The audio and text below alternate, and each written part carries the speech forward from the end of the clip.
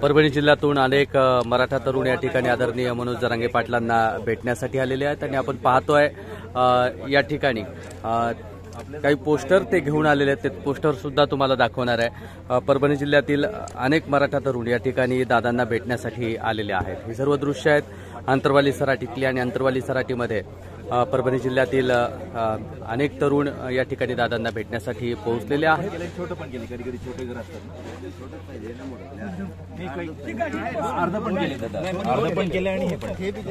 तुमच्या हाताने आता एकदा उद्घाटन असं नको ना? ओके, घरबंदीचं नको।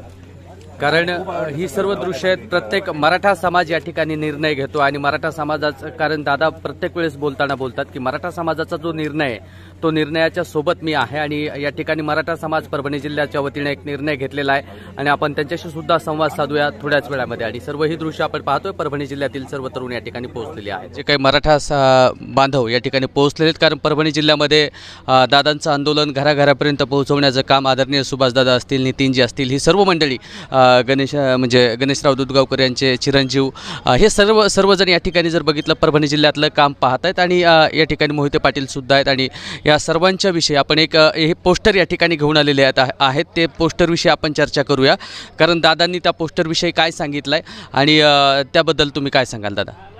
सगळ्यात महत्त्वाची गोष्ट, दादांनी काही सांगितलेलं नाही। त्यांनी सांगितलं जनता जे निर्णय घेईल तो मला मान्य राहील, कारण जनता मालक आहे आणि मला ह्या लोकांचं त्यांनी घेतलेल्या निर्णयाचं ऐकावं लागेल।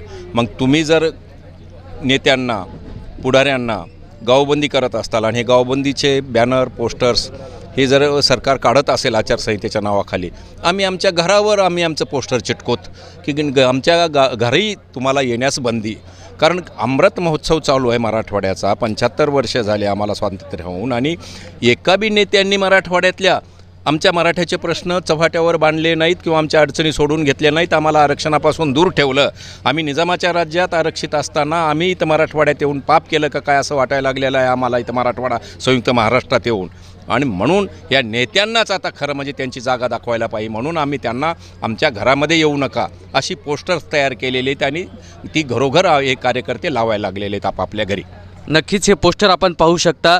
सर्वपक्षीय नेते झाले बहिरे, आमची मागणी सगळे सोयरे, सर्वपक्षीय नेत्यांना आणि त्यांच्या समर्थकांना घरबंदी, म्हणजे अर्थातच माझ्या दारावरती हे पोस्टर लावलं जाणार आहे आणि आम्ही आमच्या घरामध्ये, म्हणजे परभणी जिल्ह्यातील प्रत्येक तरुण असेल, सर्व मराठा समाजाने एक निर्णय घेतला आहे की नेत्यांना आमच्या घरी नाही येऊ द्यायचं। तुम्ही आमच्या गावात चौकात लावलेली पोस्टर जर काढत असाल तर आम्ही आमच्या दारावरती जे आमचं हक्काचं आहे त्या ठिकाणी आम्ही लावतोय। नितीनजी, तुम्ही काय सांगाल या संदर्भामध्ये?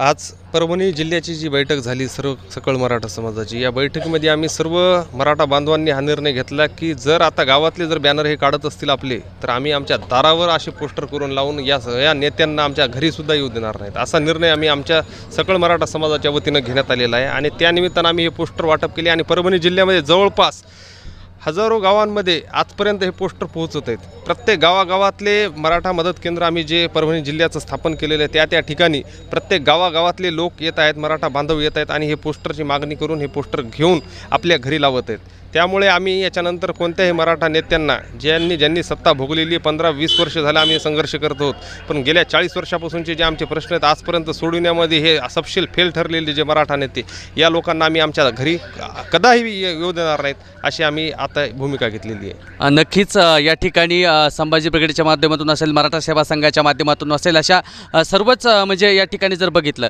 तर ही सर्व मंडळी काम करणार। दादा, तुमचं काय म्हणणं आहे? आणि म्हणजे संघाच्या माध्यमातून असेल, पण आता सध्या तर जी काही मागणी आहे मराठा समाजाची ओबीसीतून जे आरक्षण आहे त्या संदर्भात तुम्ही काय म्हणजे तरुणांना काय सांगाल? आणि दादांनी उद्या 24 तारखेची मीटिंग सगळ्या आमच्या तरुणांचा आणि आमच्या जुन्या माणसाचा, दादाच्या वयाच्या माणसाचा, आमचा सर्व यांनी हिरमोड, या सरकारने हिरमोड केलेला आहे आणि यांनी आम्हाला हे चिवत्या बनवायचा कार्यक्रम केलेला आहे।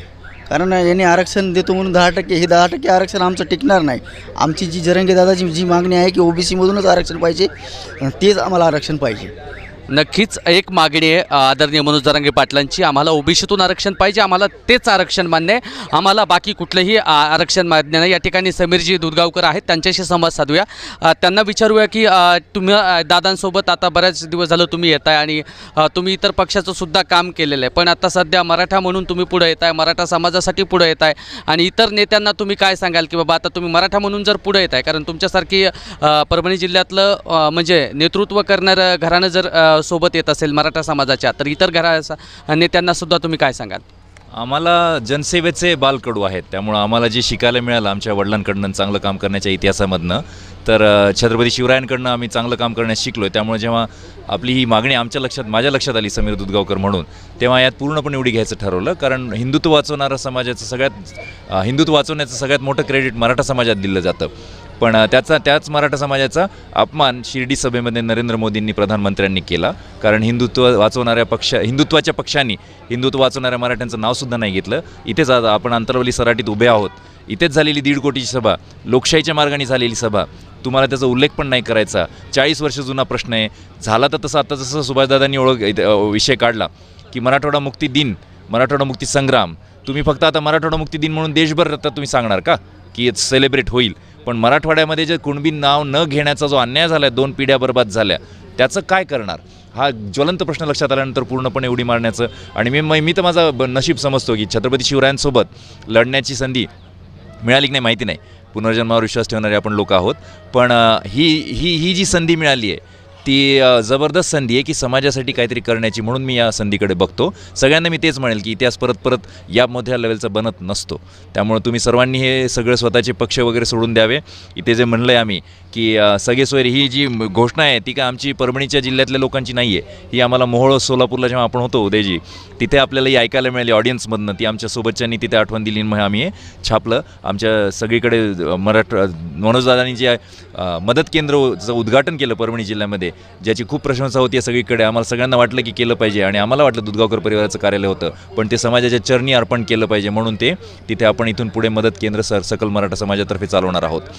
तर विषय तोच आहे की सगळ्यांनी समजून घेतलं पाहिजे, 40 वर्षांचं मागणी, 2 पिढ्यांचा अन्याय खतम करून टाकल्या, पिढ्याच्या पिढ्या जमिनी घेऊन टाकल्या, सगळे वेडेवाकडे निर्णय घेतले, पण तुम्हाला कुणबीच करणं होत नाही आणि हे कदापि मान्य नाही होणार. आणि हेच सगळ्यांनी पटकन समजून जावं. घरबंदी झाली आहे, तुमच्या घरचे तुम्हाला वाईट टाकण्याच्या आधी समजून सुधरून जा मराठा नेत्यांनो खास करून. आणि ही लोकशाहीची मागणी आहे, मान्य करणं कोणाच्या खिशातून कोणाला कोणी द्या म्हणत नाही आहे. हे लोकशाहीचा आपल्या सर्व मिळून जो आपण कुटुंब म्हणून, कुटुंब काय वसुधैव कुटुंबकम, नुसतेच भाषणं का मोदी साहेब? इथे कुटुंबातले प्रश्न जर सोडायचं जर तुम्हाला एक कुणबीचा प्रश्न साधा समोर आला आहे तर तुम्हाला का भीती वाटते? तुम्ही का पळून जात आहे? आणि हेच मला सगळ्यांना मराठा नेत्यांना सांगायचं की अशा पळून जाणाऱ्या महत्त्वाचे प्रश्न न सोडवणाऱ्या लोकांपासून दूर राहायचं. मराठ्यांना, हिंदुत्व वाचवणाऱ्या मराठ्यांना न्याय मिळालाच पाहिजे. आणि या माध्यमातून आता मनोजदादा जरांगे 24 तारखेला मोठी मीटिंग बोलवली आहे. प्रत्येक ठिकाणावरनं सगळ्यांनी खूप यावं आणि त्या निर्णयामध्ये मनोजदादा नशीब आपलं किती मोठं आहे की एवढं 1 कोटी लोकांचा, कोट्यावधी लोकांचा विश्वास मनोजदादावर आहे. आणि मनोजदादा म्हणतात की हा समाज माझा मालक.